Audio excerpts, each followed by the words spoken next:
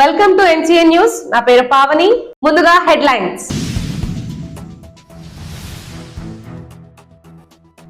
ప్రపంచంలో ఎక్కడికెళ్లినా ఆడగలము అనే విధంగా యువతలో క్రీడా స్ఫూర్తిని నింపారు సీఎం జగన్. మంత్రి వేణుగోపాలకృష్ణ.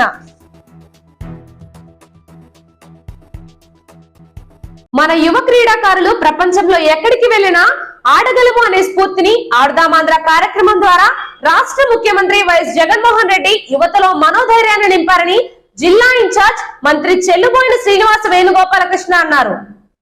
స్థానిక ఎంపీడీఓ కార్యాలయం ఆవరణలో రాజమండ్రి రూరల్ నియోజకవర్గం ఆడదామాంధ్ర క్రీడల్లో విజేతలుగా నిలిచిన క్రీడాకారులకు ప్రైజెస్ పంపిణీ కార్యక్రమంలో మంత్రి వేణుగోపాలకృష్ణ అధికారులు స్థానిక నాయకులతో కలిసి పాల్గొన్నారు.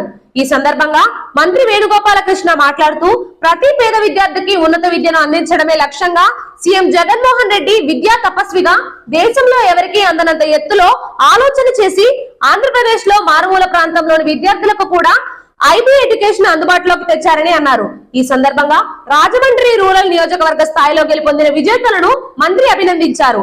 విజేతలుగా నిలిచిన క్రీడాకారులకు క్యాష్ ప్రైజ్, మొమెంటో సర్టిఫికెట్ ను అందించి అభినందించారు.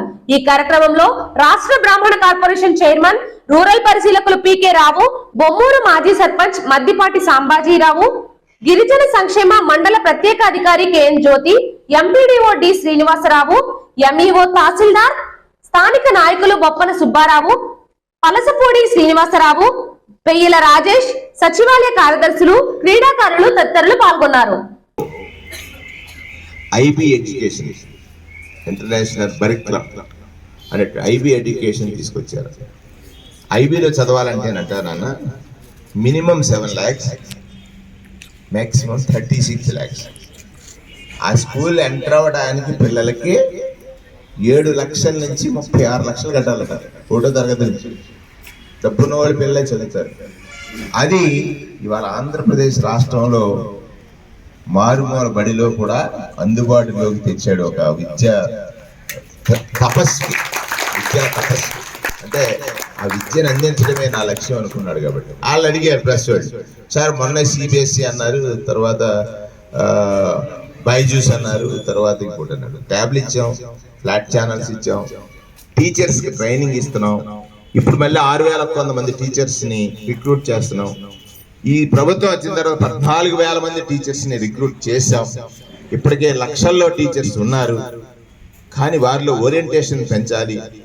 సో ఇక్కడ క్వాలిటీ ఎడ్యుకేషన్ అనేది మెయిన్ గా తీసుకోవాలి.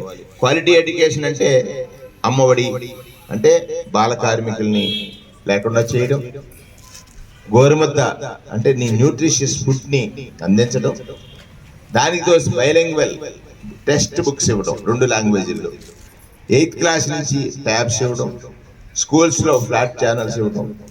ఇప్పుడు ఇవాళ ఐబీ ఎడ్యుకేషన్ ని మన రాష్ట్రంలో తీసుకురావడం. ఐబీ ఎడ్యుకేషన్ ఎక్కడుందో తెలుసమ్మా? Japan and south Korea.